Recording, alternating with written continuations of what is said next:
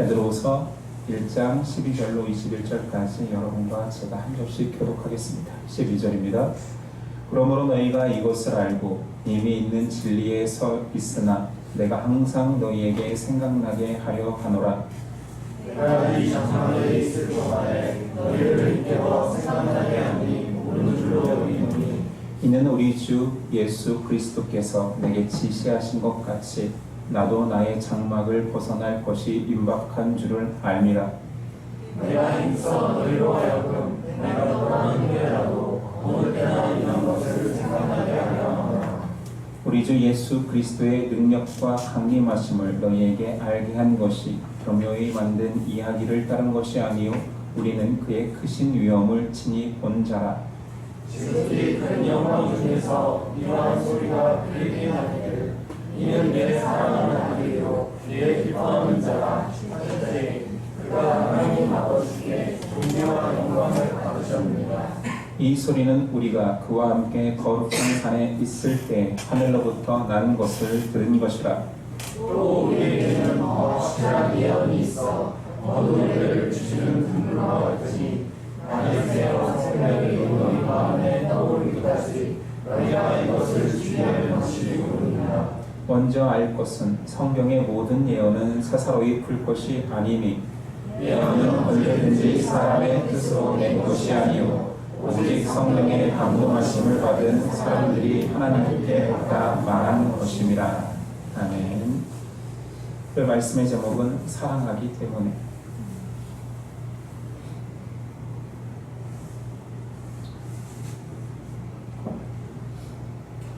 사랑하기 때문에 라는 제목으로 은혜 나누겠습니다. 베드로후서는 자신의 죽음을 직감한 베드로가 유언처럼 남긴 편지입니다. 12절 이하에 살아있는 자신을 육신의 장막에 거함으로 묘사하고 있지요. 읽어봅니다. 그러므로 너희가 이것을 알고 이미 있는 진리에 서 있으나 내가 항상 너희에게 생각나게 하려 하노라. 내가 이 장막에 있을 동안에 너희를 일깨워 생각나게 함이 옳은 줄로 여기노니 이는 우리 주 예수 그리스도께서 내게 지시하신 것 같이 나도 나의 장막을 벗어날 것이 임박한 줄을 알미라. 내가 힘써 너희로 하여금 내가 떠난 후에라도 어느 때나 이런 것을 생각나게 하려 하노라. 베드로는 자신이 죽어서 교회를 떠난 이후에 그리스도의 진리가 손상받지 않기를 바라고 있습니다. 베드로는 항상 예수님을 따르는 그 시점부터 죽음과 가까이에 있었고 지금은 오히려 더 나아가 진리를 수호하는 최전선에 가장 앞서 서 있는 것이 베드로의 위치였습니다. 외부적 핍박은 극에 달하고 있었고 내부적으로는 이단들이 성행하고 있었습니다. 리더로서 그 무력감과 절망감은 얼마나 큰 중압감으로 다가왔을까요? 고전 영화 쿼바디스에는 그런 베드로가 잘 묘사되어 있습니다. 원작의 제목은 쿼바디스가 아니라 쿼바디스 도미네입니다. 주여 어디로 가시나이까? 핍박이 극심한 로마를 참다 떠나는 여정 속에서 예수님의 환영을 보고 베드로가 한 말입니다. 자신은 로마를 떠나고 있는데 예수님의 환영은 로마를 향하고 있습니다. 그때 쿼바디스 도미네, 주여 어디로 가시나이까? 그때 예수님이 다시 십자가를 지러 로마에 간다라고 말합니다. 이 말에 베드로가 다시 회개하고 발걸음을 돌려 죽음을 각오하고 로마로 돌아오는 내용이 있습니다. 14절에 보니 이는 우리 주 예수 그리스도께서 내게 지시하신 것 같이 나도 나의 장막을 벗어날 것을 임박한 줄을 압니다. 영화는 가상의 이야기일 수도 있습니다. 그러나 편지에서도 나의 죽음의 임박함을 그리스도의 계시로 알았다. 자신이 곧 순교할 것을 알매도 불구하고 그 자리를 떠나지 않고 끝까지 복음을 전하겠다고, 또한 그 핍박을 견디고 있는 성도들에게, 교회들에게 편지를 한 것입니다. 사명이라는 것은 이런 것입니다. 하나님께서 물론 교회를 지키시고 성도를 지키실 것을 압니다. 그러나 사명자는 끝까지 자신이 할 수 있는 최선의 것, 자신을 필요로 하는 그곳에 계속 있는 것, 그것이 사명 아니겠습니까? 베드로는 자신의 위치에서 자신이 더 사랑할 수 있는 것을 고민하고 또 고민하고, 사랑할 수 있는 것들을 찾고 무엇이 교회와 성도를 위하는 길인지 계속 생각합니다. 예전에 한 영상을 봤는데 시한부 인생을 사는 아빠가 어린 딸에게 영상을 남기는 거였습니다. 제 기억에 이게 영화였는지 다큐멘터리였는지 만든 영상인지 잘 모르겠어요. 내용은 이렇습니다. 자신이 곧 죽으니 이 딸이 커나가면서 자신의 부재를 느낄까봐 영상을 계속 찍는 거예요. 딸이 10살 되었을 때 생일날 들어보게, 학교를 졸업할 때, 입학할 때, 결혼할 때 그 영상들을 다 남기는 그런 내용이었습니다. 베드로가 교회를 향한 마음이 꼭 이 시한부 인생을 맞이한 아비 같습니다.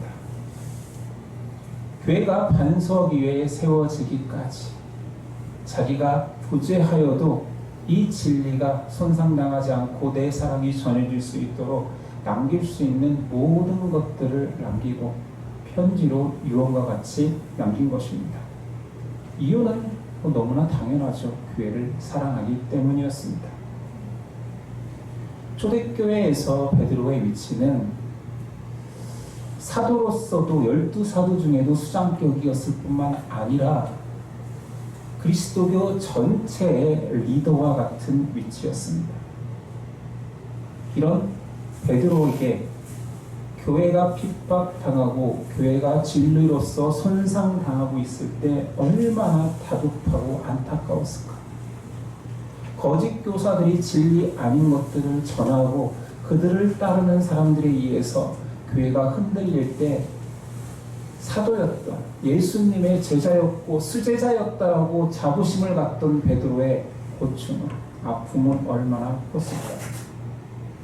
그래서 베드로는 사도로서 오늘 편지를 쓰는 것입니다. 나 사도니 나를 섬겨라, 그런 취지가 아닙니다.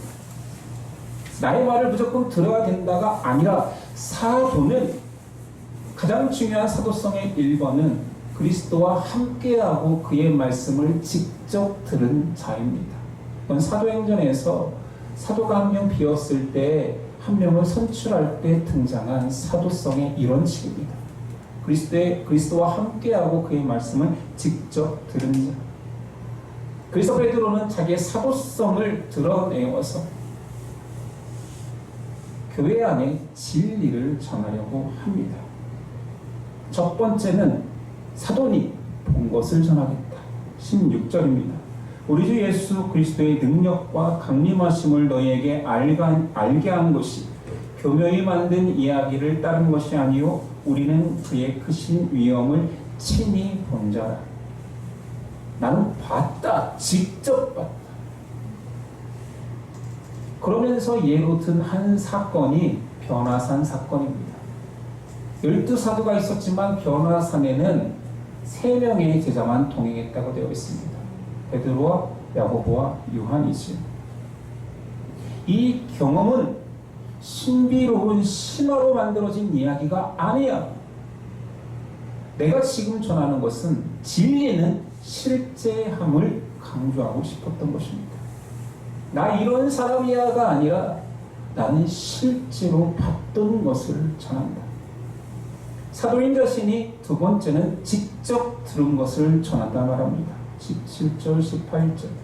지극히 큰 영광 중에서 이러한 소리가 그에게 나기를 이는 내 사랑하는 아들이요 내 기뻐하는 자라 하실 때 그가 하나님 아버지께 존귀와 영광을 받으셨느니라. 이때 변화된 예수님 때문에 그 산을 변화산이라고 우리는 칭하는 거지. 이 소리는 우리와 함께 거룩한 산에 있을 때 하늘로부터 난 것을 들은 것이라. 예수님의 재림은 종말론적인 교훈이 아닙니다. 성도가 더 괜찮은 사람 또는 도덕적 사람이 되라고 사람이 꾸며낸 교훈이 아니라는 거예요. 진리는 실제로 전파된 진실이어야 함을 강조합니다. 그렇게까지 강조하면서 말하고 싶었던 것은 거짓 교사들이 부인하였던 예수님의 재림입니다. 19절.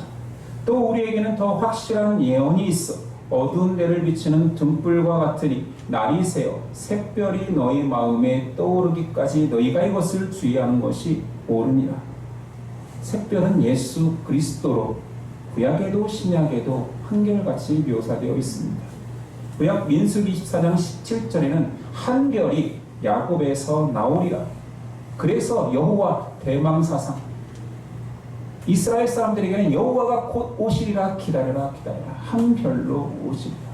그리고 예수님이 태어날 때 한 별로 예표가 된 동방 박사들이 따라왔죠.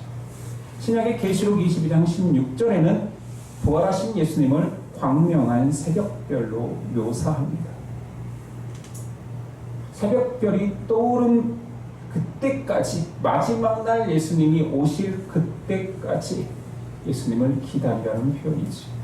이런 걸 다 떠나서 예수님 또한 직접 자신이 다시 오심, 재림을 말씀하셨습니다. 그 재림의 징후를 마태복음 24장에 다 기록하고 있지요. 많은 사람이 자신을 그리스도라 하며 사람들을 미혹한단 말합니다.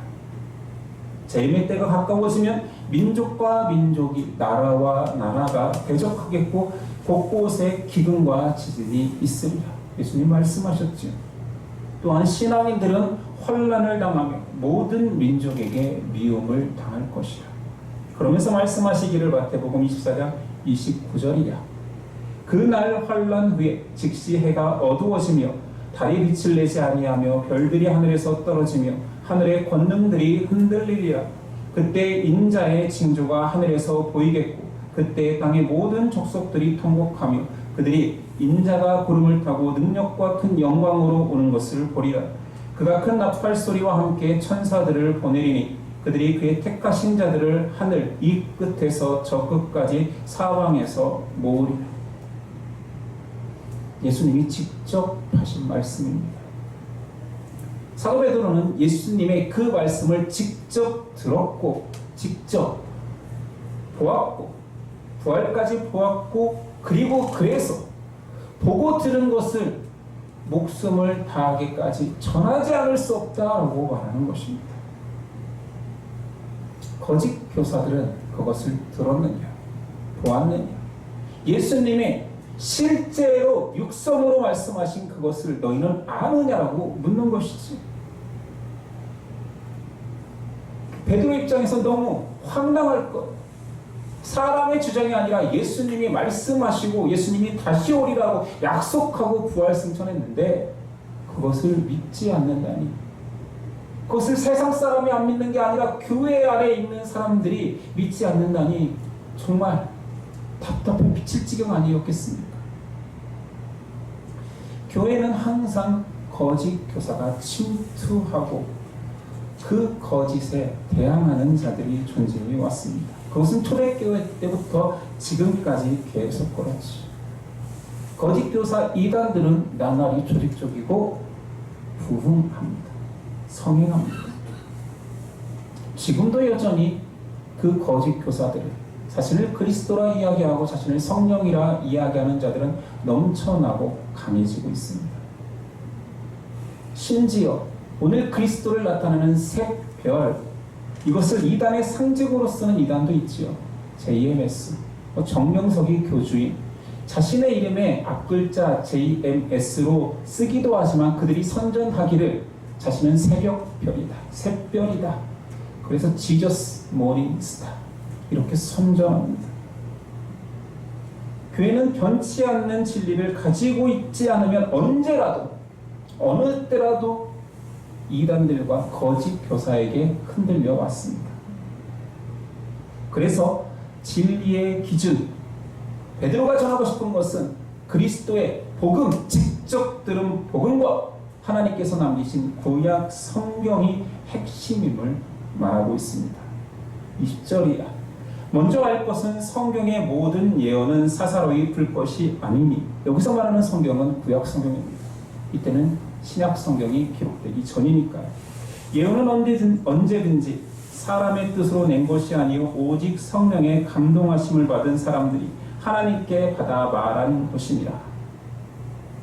초대교회에는 수많은 예수 복음이라고 전하는 자들이 있었습니다. 실제로 그 복음을 바로 전하는 자들도 있었고 거짓 교사들도 있었습니다. 베드로가 여기서 성경이라고 표현한 그 구약 성경에 빗대어서 비교하여서 복음이 검증되어야 함을 말하는 거지요.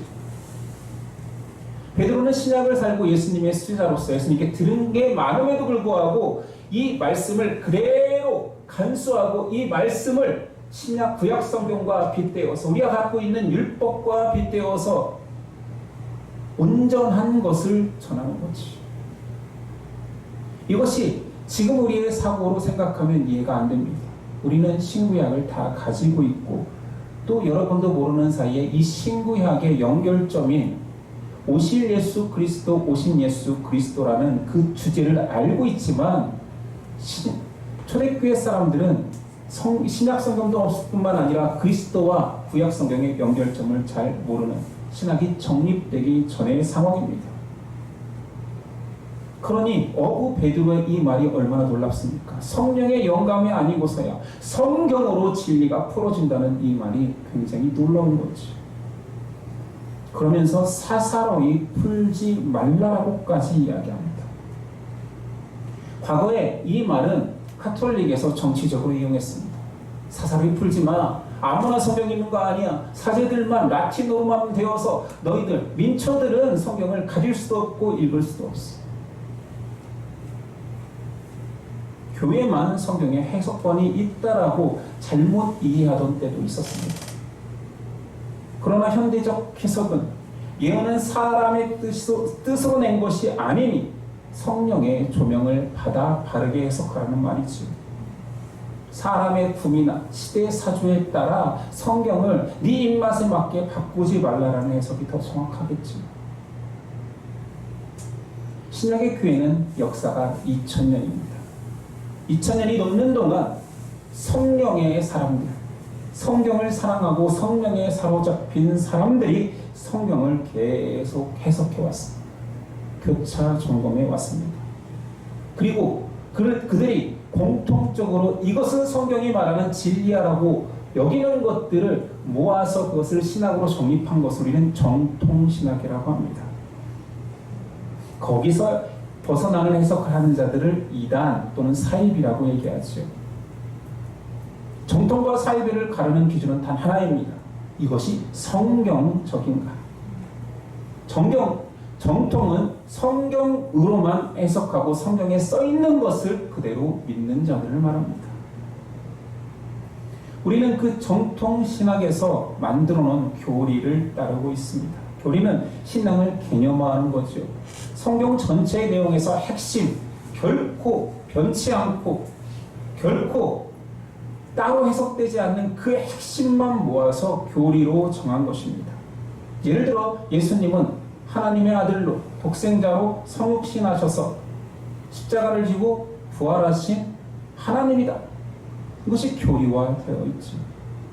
다시 말하지만 이 교리는 성경의 내용을 압축한 어떻게 보면 요약입니다. 성경 내용의 뼈대지요.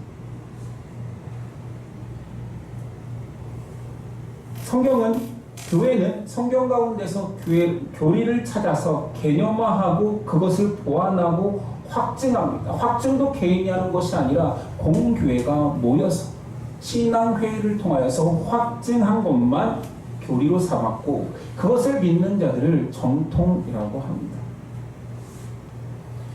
한번 교리로 확정된 것은 그걸로 끝이 아니라 계속 시대를 지나면서 교회는 계속 그것을 검증해 왔죠. 수정해 왔죠. 더 정확한 성경적인 것이 무엇인가 해석해 왔습니다. 그러니 2000년 역사가 다 녹아든 거죠. 그래서 이런 교리를 신뢰하는 것입니다. 쉽게 말해 교리는 신앙인이라면 당연히 사랑하고 따라야 될 그 성경의 요약본이라고 할 수 있습니다. 교회가 변해가면서 해석과 사람이 변해가면서 해석 논리가 변해갑니다. 그러나 교리는 변할 수 없죠. 핵심 기둥이기 때문입니다. 이 당시에는 이런 핵심 교리가 없었기에 더 이단들이 성행했고 마음껏 자기 주장을 했고 왜 내 말이 틀리냐고 하면 반박할 것도 적었습니다. 그러니 누구를 따르고 무엇을 믿어야 될지 잘 모르던 때였기 때문에 베드로의 입장에서 혼란스러워하는 교인들을 보며 얼마나 안타까웠을까요? 저와 여러분들은 굉장히 행복한 시대의 신앙생활을 하는 것입니다. 성경을 가졌기 때문이기도 하지만 성경을 정립한 그 지식들이 알게 모르게 흔들리지 않는 기둥처럼 우리 안에 자리 잡고 있기 때문입니다. 성도는 진리를 바로 알아야 바로 따라가며 바로 순종할 수 있습니다. 교회가 타락한다라고 할 때 욕심이 많다 이런 것들보다 더 무서운 것은 교회 타락의 끝은 하나님의 말씀을 사랑하지 않는 것입니다. 더 이상 하나님의 말씀에 관심 없는 것보다 교회가 더 타락한 때는 없었습니다. 구약에도 하나님이 진노하고 이스라엘 백성 중에 하나님의 사람이 없다 할 때는 그들이 도덕적이지 않아서가 아니라 말씀에서 멀어졌을 때였습니다. 자신의 죽음이 임박한 베드로에게 가장 다급한 것은 자신도 성도도 로마의 핍박하에 죽어가는 것이 아니었습니다. 이 진리가 내가 떠난 후에도 남아있을까?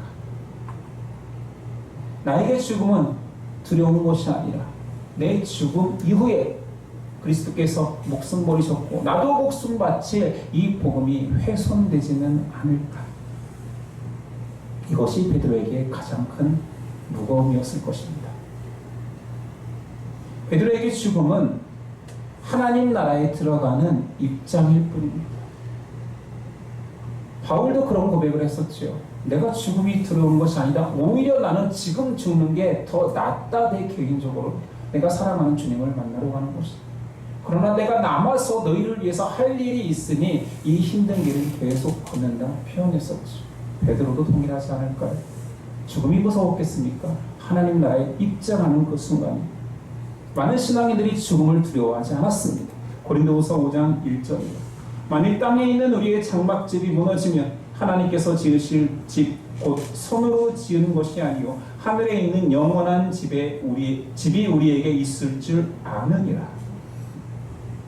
이 장막집, 내 육신의 장막 벗어나도 괜찮아. 영원한 하나님 나라에 들어가는 그 시점일 텐데라고 고백하죠. 베드로에게 죽음보다 두려운 것이 있으니 그리스도의 재림이라는 소망이 담긴 이 진리가 훼손되는 것입니다. 재림 소망이 사라져가고 그것이 전수되지 않을까? 예수님이 직접 이야기했던 그 어록들이 사라질까 두려운 것입니다. 우리가 아는 베드로하고 많이 다르죠. 우린 베드로의 모습하면 떠오르는 것은 물론 우락부락한 어부, 예수님을 그리고 부인했던 베드로, 이런 베드로가 가장 강렬하잖아요. 성경은 그런 베드로를 감추지 않고 다 드러냈기 때문에 베드로는 뭔가 혈기왕성하지만 그러나 죽음을 두려워하는 베드로였죠. 도망자 베드로가 오늘 모습에서는 내 목숨을 바쳐서라도 진리를 수호하고 싶은 베드로로 등장합니다. 믿음은 그런 능력이 있습니다. 베드로가 능력자로 변한 것이 아니라 베드로 안에 믿음이 역사하기 시작하니 변한 것입니다. 베드로는 지금 복음 진리의 산 증인으로 서 있습니다.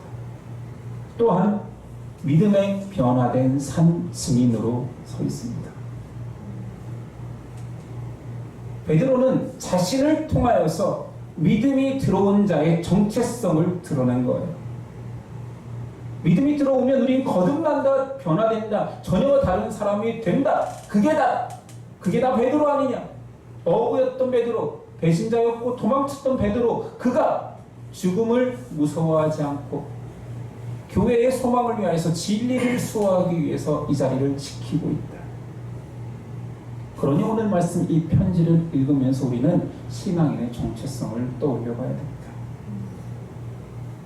성도는 예수 그리스도를 기다리는 자들입니다.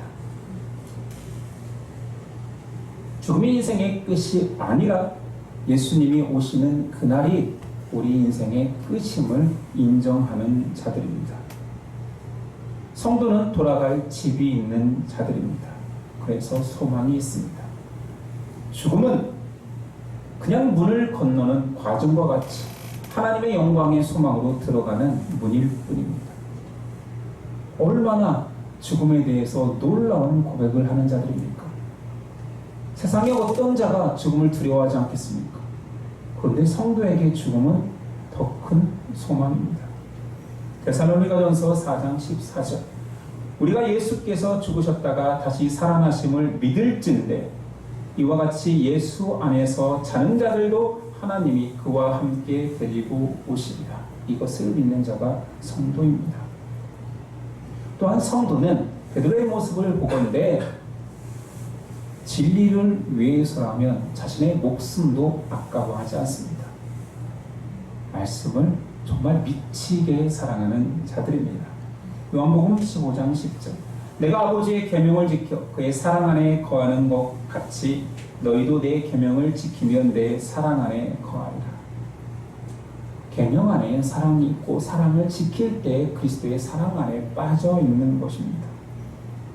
성경은 사람이 지어낸 책이 아닙니다. 성경은 하나님의 말씀입니다. 하나님의 말씀이라는 것이 하나님의 어록이라는 표현 그 이상입니다. 하나님은 말씀으로 세상을 지으셨고 말씀으로 사람을 죽이기도 살리기도 하시고 만물을 소멸시키기도 하시고 생성시키기도 하시는 분이기에 하나님의 말씀이라는 의미는 능력이며 신비입니다. 그것을 사랑한다는 것은 단순히 글을 읽는 차원이 아니에요. 교훈책을 읽어 교양을 쌓는다는 것이 아니요, 신비를 먹는 것입니다. 능력을 섭취하는 것입니다. 하나님께서는 그 백성이 자신을 닮아갈 수 있도록 남긴 것이 있으니, 그리스도는 승천하셨지만 남긴 것이 있으니 그의 말씀입니다.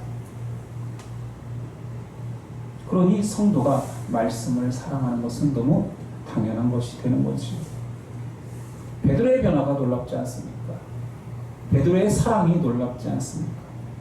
그러나 이 놀라운 변화를 만든 것은 믿음과 그리스도의 말씀입니다. 그리고 동일하게 우리도 그 믿음과 말씀을 가진 자들입니다. 그럼 우리에게도 소망이 있지. 베드로의 모습은 어쩌면 나도 곧 될 건데 뭘 라고 말할 수 있습니다. 베드로와 그 당시의 교회 상황은 악화일로입니다. 베드로의 편지가 전해진 이후에 핍박이 끝난 것도 아닙니다. 로마의 조직적 박해는 한 세기가 지나도록 계속되었습니다. 날로 잔인해졌고 날로 공포스러워졌습니다. 그럼에도 불구하고 교회는 무너지지 않았기에 지금 우리가 그 예수님을 믿고 있습니다. 다시 그 당시의 교회를 떠올려 봅시다. 밖으로 나가면 핍박받고 돌맞고 사자박이 되어 죽기 십상인 상황입니다. 그러면 안이라도 따뜻해야 되는데 안은 분열되고 있습니다.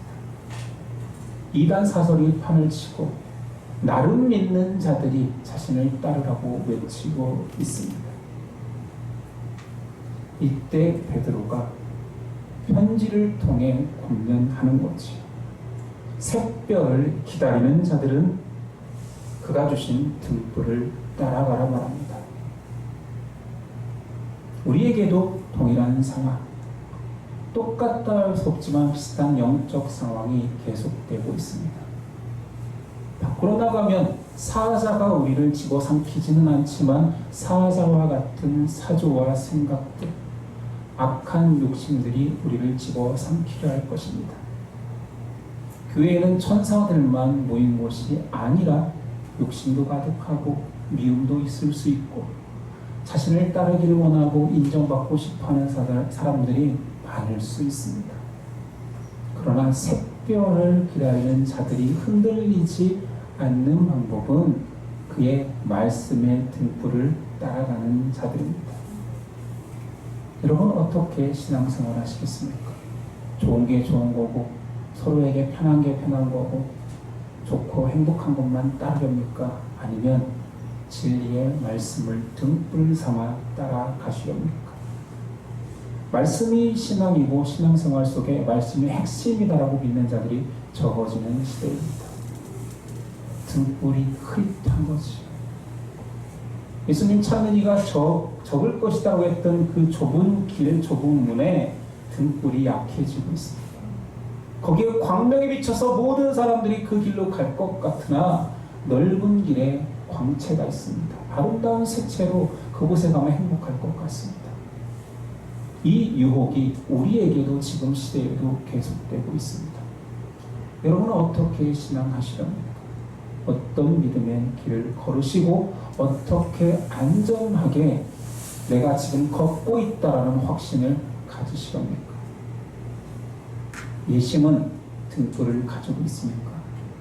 여러분에게는 진리로 여러분의 발걸음을 옮기게 하는 등불이 있습니까? 이것이 우리 고민이 되어야 되며 베드로가 죽기까지 유언처럼 전하고 싶은 메시지입니다. 새벽 예수 그리스도를 따르는 자는 그가 주신 등불을 발견. 기도하겠습니다.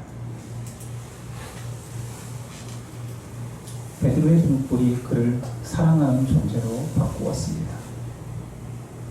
등불이 그 심령에 환히 밝히고 있기에 교회와 성도를 목숨 다해 사랑하는 자로 바꾸어 내었습니다. 하나님, 우리에게도 그 소망이 있습니까? 새별을 기다리기까지 그 말씀을 따라가며 상고하며 그 말씀에 순종하고자 하는 그 열망이 우리에게도 있습니까? 있습니다. 믿음으로 가합니다. 성령이 함께 하십니다. 예심에도 그리스도의 등불이 밝히 비춰지고 있습니다. 세상 사조와 내 욕심에 그 등불을 가리우지 아니하고 말씀을 순종하며 따라가며 사모하는 우리 될 수 있도록 말세에 우리를 살리는 유일한 등불 그리스도와 말씀을 따라가는 우리 되도록 역사하시고 믿음 허락하옵소서. 기대하며 예수 그리스도 이름으로 기도드립니다.